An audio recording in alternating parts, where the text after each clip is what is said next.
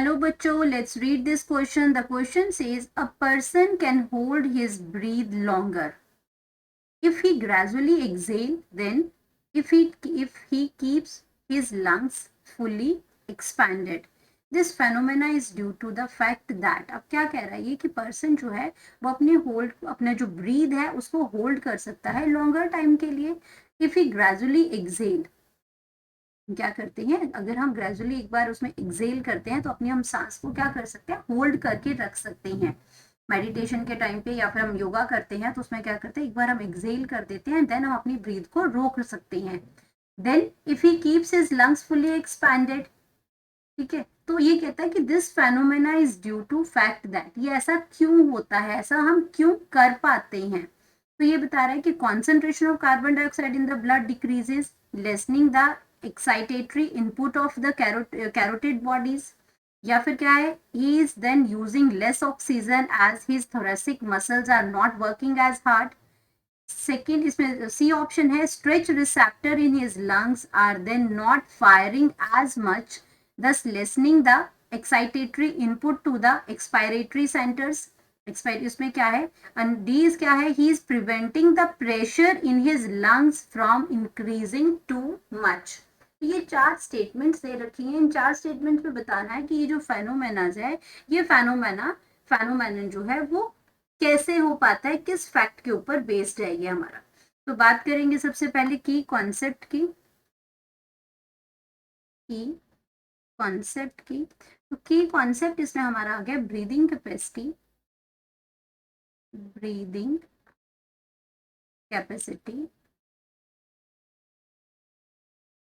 Capacity of lungs,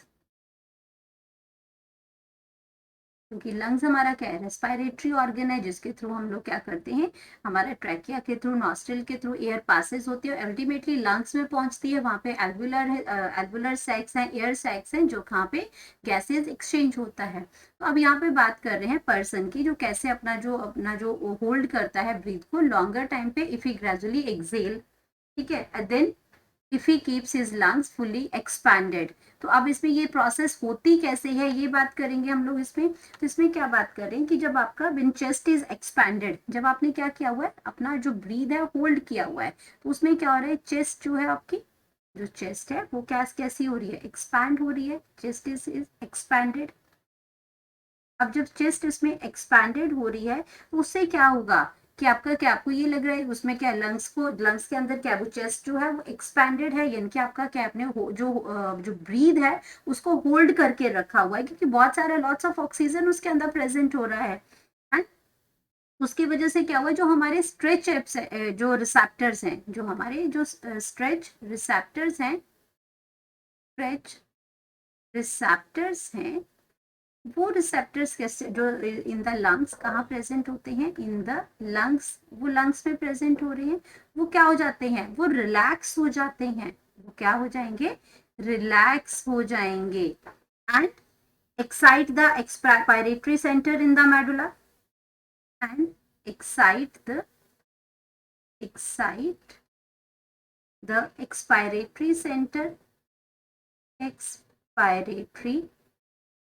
center। अब expiratory centre कहाँ present है, ये मेडुला में प्रेजेंट है, expiratory centre in the medulla. अब एक्सेलेशन क्या करती है, जो एक्सेलेशन हम यहाँ पे कर रहे हैं, ग्रेजुअली जो एक्सेल हम यहाँ पे कर रहे हैं, ये एक्सेलेशन क्या कर रही है, डज नॉट चेंज। ये एक्सेलेशन के जो प्रोसेस हम यहाँ पे हल्की सी कर रही हैं, एक्सेल, इसमें वो आपका क्या कर रहा है, एक्सेलेशन does not change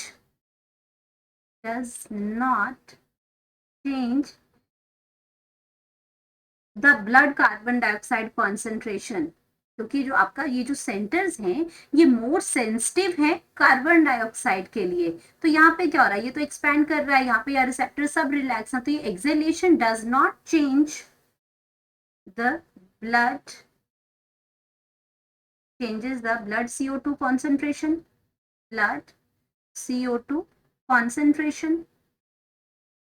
अब ये ब्लड CO2 कॉन्सेंट्रेशन जब ये ज्यादा चेंज नहीं हो रहा है, कब तक चेंज नहीं होगा, अनलेस, जब तक यहाँ पे क्या होगा, अनलेस जो फ्रेश एयर है, हम दोबारा जब ब्रीथ करेंगे, अनलेस जो फ्रेश एयर है जहाँ पे आपका क्या होगा, लो इन CO2, लो इन CO2, जब हम फ्रेश एयर लेते हैं तो उसमें ऑक्सीजन ज्यादा होती है तो कार्बन डाइऑक्साइड कम होगी, is brought in to the lungs. अब ये क्या करेगी, इज ब्राउट, इसमें brought in to the lungs, और उससे क्या होगा आपका, अलाउंग मोर, अब जो आपकी क्या होगी, जैसे ऑक्सीजन अंदर ज्यादा आ गई, अब उसने क्या किया, allowing more carbon dioxide to diffuse out of the blood, carbon dioxide is diffuse out of blood. तब तक क्या होगा, तब तक आपका जो चेस्ट एक्सपैंडेड है और आपने अपना जो ब्रीथ जो है वो अपनी होल्ड कर रखी है। तो अगर हम इसमें अब बात करते हैं अपने ऑप्शंस की, तो concentration of the carbon dioxide in the blood decreases, lessening the excitatory input of carotid bodies। अब यहाँ पे कैरोटिड जो बॉडीज की अगर हम बात करते हैं तो कैरोटिड बॉडी आपके सेंसरी ऑर्गन है, ये आपका पेरिफेरल नर्वस सिस्टम के अंदर प्रेजेंट होता है। अगर बात करते हैं कैरोटिड बॉडीज का, कैरोटिड बॉडीज, तो कैरोटिड बॉडीज आपकी सेंसरी ऑर्गन्स हैं, सेंसरी ऑर्गन है, ऑर्गन्स हैं, और ये आपकी प्रेजेंट होती हैं पेरिफेरल नर्वस सिस्टम में, नर्वस पेरिफेरल नर्वस सिस्टम में ये प्रेजेंट होती हैं। तो यहाँ पे आपका ये ऑप्शन जो है वो गलत हो जाएगा। He is then using less oxygen at his thoracic muscles are not working as hard, ये ऑप्शन बिल्कुल गलत है।